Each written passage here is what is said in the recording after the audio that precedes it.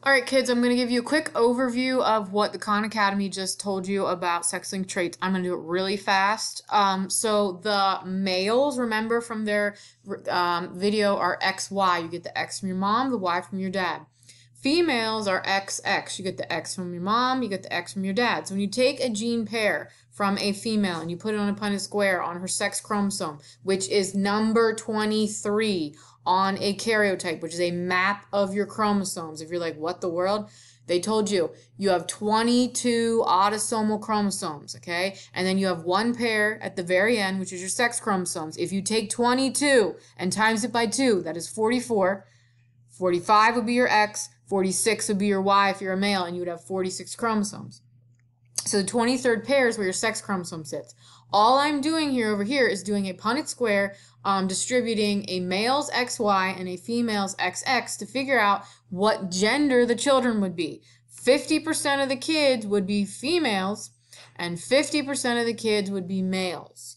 And that just simply comes from egg and sperm being distributed. Egg carries X's, sperm can carry X or Y. When egg meets sperm, you get your full pair, which he described in that video from Khan Academy. So when you're looking at what my screen has here, like what do these letters represent? The letters represent your X and your Y, represent your male or female. And so they stand for the sex chromosome. Which chromosome is found only in the male? Can you guess? Can you guess? It should be the Y chromosome, okay? All right, so kids, sex-linked traits are traits controlled by genes on your sex chromosome. They're only on the X chromosome. Sorry, guys, your Y chromosome, which females don't have ever, no female has an X or Y chromosome ever, is small, and it carries very little genetic information, and that just is the way it is. For females, if you have a sex-linked trait in a Punnett square, all you have to do is add a capital letter to your X, which would be dominant, or a lowercase letter, recessive, next to the X, just like adding exponents to a number in math class, like 9 to the second power. We're giving our genotypes powers, kids, and this is only on the sex chromosome that we can do this. So if you're a girl, you can be X big H, X little h. Now these H's are going to stand for hemophilia, which is a sex-linked disorder, which causes blood not to be able to clot. And so you would have extreme bleeding if you would get cut or any point that you have blood being lost from your veins. This is a recessive disorder, which means that in order for a female to have it, she would have to have homozygous recessive genotype. So let's quiz yourselves. So is X big H, X little h, that's this one right here, if you didn't hear what I said, right here, is she normal or would she have hemophilia? 3, 2, 1, up. Let's hope you're right. She is normal. As long as she has one big H, she is normal. She would have to be X little h in order to actually have hemophilia, which this little girl would not. Now, I have down here describing the males. Remember, the Y chromosome is tiny, okay? And you only have one X. And so from your dad, or from your mom, excuse me, your dad gives you your Y. So a male's genotype could be X big H, Y minus. And I do the minus to show that there's nothing there. You could also just have X big H, Y. Y could have nothing in it. This little kiddo would be normal. No hemophilia. Why, kids? Why? Why would that be normal? Oh, did you get it? It's because the big H means that you are dominant normal, okay? Now, how would that boy, if you had that genotype, have hemophilia? What would it be? Guesses? Guesses? Yes, you are right, hopefully. X little h, Y would be a male who has that genetic disorder for hemophilia. Now, I'm going to switch my screen here, so give me a little second. All right, kids, so I'm going to get my pen up and running here really quickly. And, all right, so we're going to do a problem here. So hemophilia, normal, big H. Excuse me, normal, no hemophilia, big H. Hemophiliac, which would be recessive, is going to be our little h's, okay? So a normal female, okay, normal female, this is a sign for female, all right? What would her genotype be? That's right. X big H, X big H. Okay. If a male, I'm going to go over here, was normal, what would his genotype be? Yes, X big H. Okay, and then Y nothing. There's a dot there just to remind myself, you know I'm nuts, that there needs to be nothing there, so I put a line through it. If you're normal and you're a female, but you're a carrier for hemophilia, what would your genotype be? Oh, you want to know what carrier is because you've never heard that before?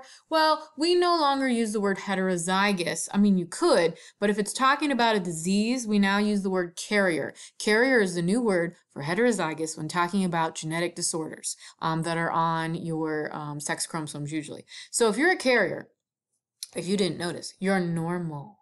And I have lots of trouble getting kids to understand that. They will tell me that, oh, did you figure out what the genotype was since I said heterozygous? It'd be X big H and then an X little h. You are completely normal, X big H, X little h. You do not have hemophilia. You just have a little allele right here who you could give to who. Who could you give that to? Not the postman, okay? Not anyone outside. You're going to give that to your future children. And you could, or you might not. You might give them one of your big H's. But you could give it, that's why you're called a carrier. You're carrying the little letter, the recessive disease, to your children, but you yourself do not express it. However, if you're a female and you're a hemophiliac, what would your genotype be? Ah, yes, good job. X little h, X little h. Now, if you're a male and you're a hemophiliac, what are you? Ah, X little h, Y minus. Okay, so if you're going to do a Punnett square for hemophiliac male, and a normal female, if you want to get a piece of paper and do this with me, do it with me. Taking notes or trying something will be helpful for you. Just watching me, I don't know. It may work. Who knows? So I'm always going to put my males over here for the most part. So if I'm a hemophiliac male, I am, yes, X little h, because I'm a hemophiliac. You actually have to read, guys. Sorry. And then a Y. So that's my male. And then my female is going to be an X. What is she? She's normal, okay? And if it said she's normal, that means she's not a carrier, okay? So we're going to do normal, carrier, and then recessive or hemophiliac. So this would be X big H, X big H, okay? So when you do that, you're then going to go down your Punnett square. So you're going to be like, oh, this first kid becomes a carrier. Do you see that? X big H, X little h, okay? And then this kid here, same thing, X big H. And it's not just a kid. What is this? Oh, yeah, this is a little girl, okay? X big H, X little h.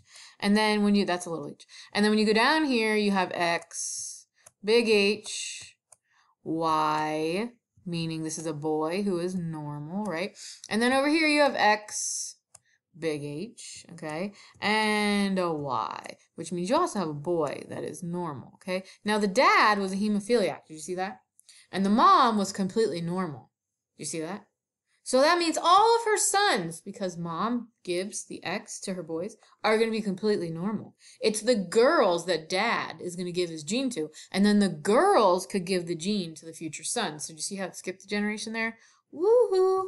All right, so it says the sex of the children, how many of each? Well, there's always 2 boys and 2 girls, kiddos. If you're actually in school and I was giving you a test, I would make a joke. Somebody in this classroom is going to write down there's 3 boys and 1 girl and all this nonsense. It doesn't, it can't.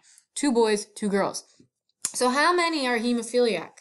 So I'm down here at question B. How many in here are hemophiliac? You're right. None of them are. 0. How many are carriers? Oh, can boys be carriers? No, boys cannot be carriers. But what we have going on here is that we have 2 carriers and they are not boys, but they are girls. So last thing here, how many are normal, which is where kids will fight me, but it's the truth. All 4 of those kids are normal. It's not 2, it's all 4. Carriers are completely normal. So that's a problem how you do a sex-linked Punnett square. It pretty much always stands the same like this, and I don't find them too easy or too hard. They're pretty easy. You just add the letters next to your X and your Y. So you're not only figuring out what the possibilities of the kids having the disease, but you're also figuring out how many of the girls and how many of the boys would have the disease. That's the point of these. Because you're sitting there going, what is the difference? Why am I doing all this extra letters? It's now I can tell how many boys have said disease and how many girls have said disease or could have said disease.